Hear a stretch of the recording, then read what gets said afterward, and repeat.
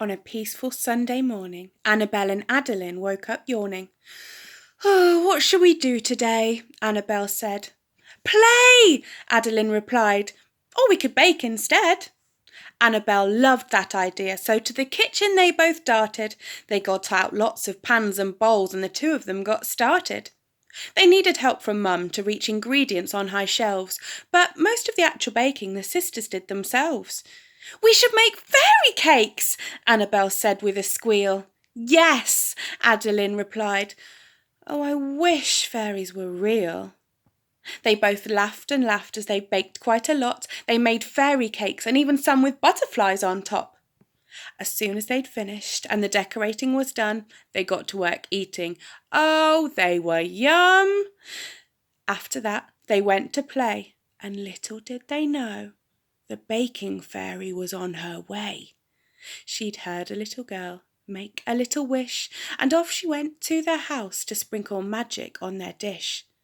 The little fairy flew in quietly and sat by their cakes, and she really was impressed by what the sisters could make.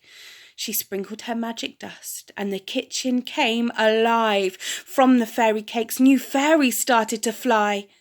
Each of them spread their magic on the butterfly cakes, and in just a moment the whole lot started to shake.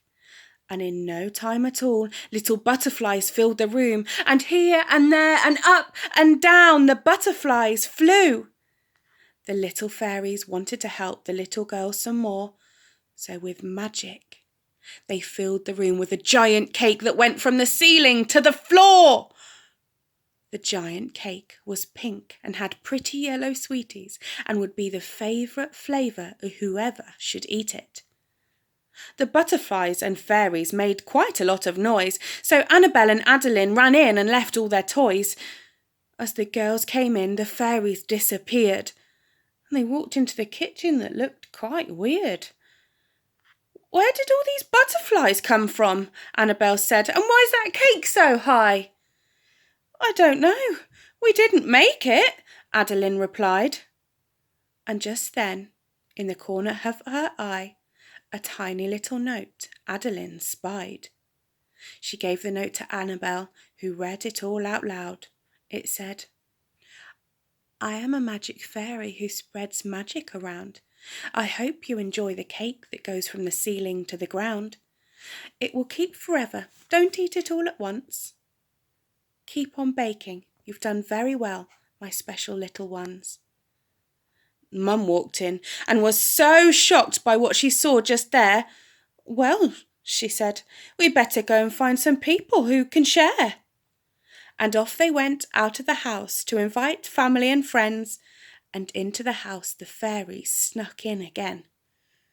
The children had decided to share, and the fairies were very impressed, so they decided to go in and clean up all the mess. Annabelle and Adalynn returned to the house with Mum, along with all their friends and family who were very happy to come. They all tucked into delicious cake with a lovely cup of tea. What a funny old magic day this one had been.